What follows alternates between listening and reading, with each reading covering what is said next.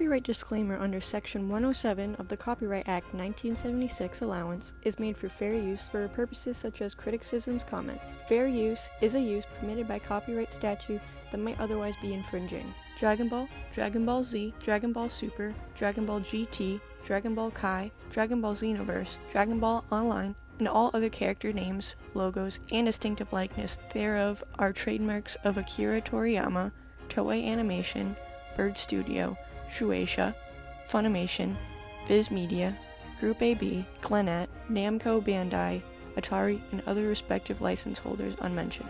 This video was not prepared, licensed, or endorsed by any entity involved in creating or producing the Dragon Ball series. It is an independent, unofficial work made by a fan, for fans, that has no connection to the official license holder and is created within fair use guidelines. Please enjoy the video.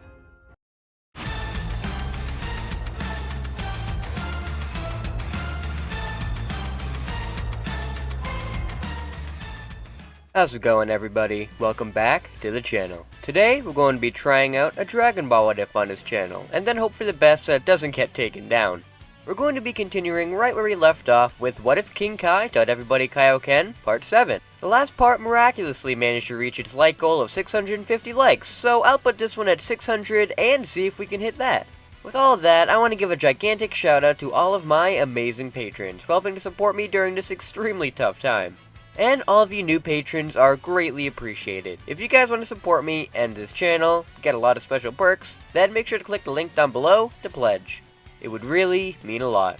With all that out of the way, let's start this vid and hope it doesn't get taken down.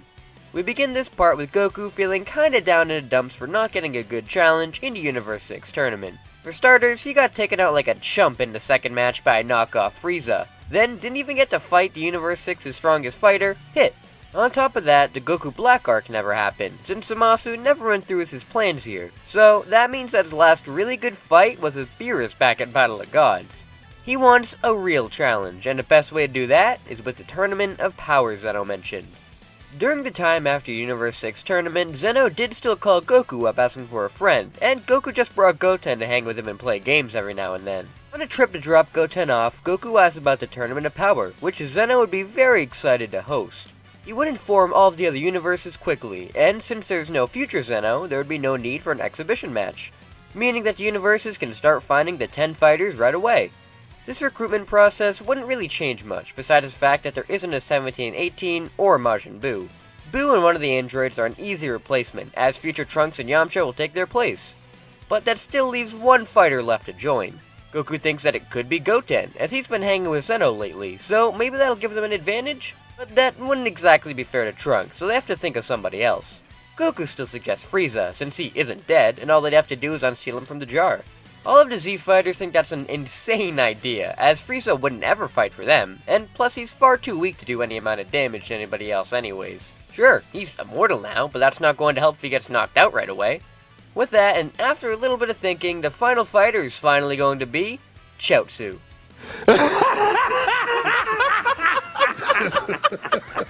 Yep, that's right. In case you guys forgot, Chaozu also learned the Kaio-Ken when he was dead on King Kai's planet, and has been training endlessly with Tien for all these years.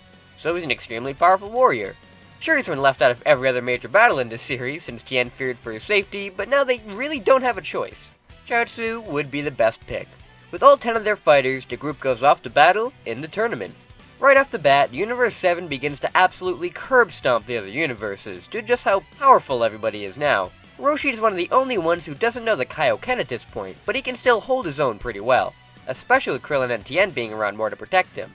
Frost is a cakewalk for the humans, since Tien, Krillin, and Chaozu can just unleash a pretty high Kaio-Ken multiplier to keep him away from them, and even to knock him out of the arena. Yamcha isn't as powerful as Golden Frieza, but with his own high usage of Kaio-Ken, he'd be able to go around and knock out a lot of fighters in his place.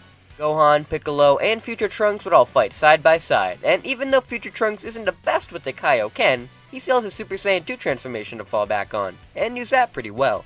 With these three working together, they're able to knock out the entirety of Universe 9 and 10 with little to no effort. Goku and Vegeta are both going after the higher-ups, such as the fighters from Universe 6 and 11. Goku decided to try and fight it out with Hit, as he didn't get to before, and it's a pretty intense matchup, especially since Hit has gotten a lot stronger since the last tournament. Of course, Goku isn't going to back down, as he always has his blue Kaio-Ken times 50 to back up on, though he doesn't really use it that much just in case he runs out of stamina faster.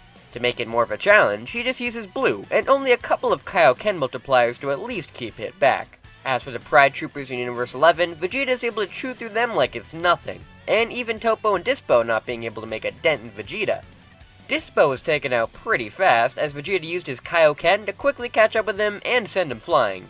He then uses his higher leveled Kaio-Ken multiplier to deal with Toppo. It's not an easy fight, mind you, but with Vegeta zipping around him with the Kaio-Ken to deal really heavy blows, and Toppo not having his God Destruction form to fall back on, Toppo is toast. Hit doesn't last very long as well, since he can't use all of his assassin moves on Goku. He is eliminated, and now the only last big challenge for Universe 7 before Jiren are the Universe 6 Saiyans. Cabba did eventually become a Super Saiyan due to the help from Piccolo, and he taught it to Caulifla and Kale. But Gohan and Future Trunks knew it first and are able to deal with the three with no sweat. It's only when Kale bursts out of Berserker form is when it becomes an issue. Future Trunks would stand pretty much no chance, and Gohan have to use his Super Saiyan 2 Kaio-Ken to try and put Kale down. He's not doing so hot on his own, but luckily Piccolo is still there and trying to hold her back. With every Masenko and Special Beam Cannon though, the two aren't able to do as much with brute force. Luckily, Piccolo can wrap his arms around her long enough to bind her, while Krillin and Yamcha go for the legs, and Tien and Chaozu launch multiple tri-beams at her to stun her. With Kale stunned and held in place, Gohan and Trunks can come in to deal extreme face and body shots that gradually weaken her over time. This strategy seems to be working, and once Kale begins to slow down some more, they're able to break the arena from under her, and knock her out via ring out. Great teamwork from everybody in Universe 7. At this point, the only fighters remaining would be Jiren, and the entirety of Universe 7.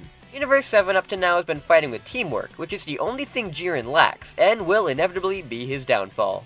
Of course, even with everybody working together to put Jiren down, he is still too powerful for mostly everybody there. Roshi, Krillin, Tien, Chaozu, Yamcha, and Trunks are all knocked out with no sweat, even when they didn't charge head first, and without Ultra Instinct from Goku, the group is at a pretty huge disadvantage. Goku and Vegeta can bust out the strongest forms of move they have at their disposal, though to Jiren, that doesn't really seem to matter. They're able to stay on their toes with him and not be one-shotted easily, but it's very clear that this is a losing battle.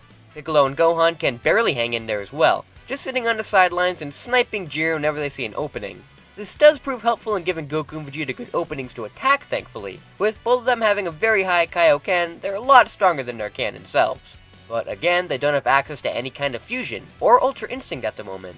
And while Goku and Vegeta have been trying to aim higher for new forms and evolutions of Blue, they've only managed to stay at the regular Super Saiyan Blue with Kaio-Ken stacked, not any other versions of it at the moment. Luckily, Jiren doesn't have much of an opening to use his full power, since he's getting attacked by Goku and Vegeta constantly. And with Gohan and Piccolo sniping him, he's not getting much of a chance. This begins to enrage him though, and with a gigantic burst of ki, he blows back Goku and Vegeta, then rushes over to Piccolo and Gohan. He slams him into the ground and knocks him back to base. He picks him up and then throws him right out of the ring. He then goes over to knock Goku and Vegeta away from each other. And as if they keep working together, it's not going to work out much for him. Jiren goes after Goku to wail on him and whittle down the remainder of his Kaio-Ken. As he can tell, all of the strain is destroying his body from the inside out. Goku is brutally beaten down, and with the last of his strength gone, he reverts back to base. Luckily, before he is knocked out, Vegeta fires a full power final flash towards Jiren to save Goku. Jiren catches the blast, struggles with it for a little bit, but he eventually throws it back up towards the air. Vegeta then rushes in and body slams Jiren right in the chest, hoping that Jiren will go flying far enough back to knock him out. Of course though, the moment Vegeta makes an impact, his remaining strength goes out as well, and he reverts back to normal. Jiren is badly winded, and stumbles back enough to almost fall, but regains his footing. He's extremely angry. How these two were able to give him so much trouble. That Kaio-Ken was very troublesome, but now, he doesn't have to deal with such a power-up anymore, and he prepares to blow Goku and Vegeta right out of the ring. Suddenly, Jiren is teleported back to the stands, back in his clothes surrounded by his universe. He's in extreme shock. Wait, he didn't get knocked out. Goku and Vegeta are still in the ring. How did... Suddenly, Jiren realizes, as he notices that the time for the tournament, the full 42 minutes, is up.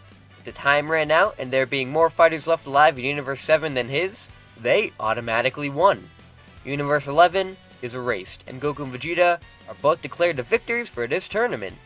The entire Universe 7 roster lets out a sigh of relief, As if they didn't manage to hold out for so long, they would have been screwed. Goku and Vegeta are healed up and ask what their wish should be on the Super Dragon Balls. Vegeta knows what Goku's wish would automatically be and decides that if Goku can go and get stronger with people from other universes, then he'll be right there working with the others as well to get his own form of power over him. He would then wish for every universe to be brought back to how it was, and the tournament is finished. In the end, Jiren was taught by his universe that not having teamwork is the reason they lost. So, hopefully in his universe, he'll be more of a team player now. Universe 7 all return to their universe, and Goku and Vegeta try to discover a new way of power. Vegeta has a pretty solid idea though. After Cell, he discovered Super Saiyan 2, and Goku discovered how to combine Super Saiyan 2 and Kaio-Ken together. Well, since Blue's the evolution of Super Saiyan, what if they could evolve that into a Blue 2? With that, we're going to be leaving this episode right here. I really hope you guys enjoyed this video, and are looking forward to the next Dragon Ball What If that'll be releasing next. If you guys liked it, make sure to like and subscribe to this video, as that'll really help keep me motivated to make more videos just like this one. Thank you all so much for watching, and until we meet again, see you later!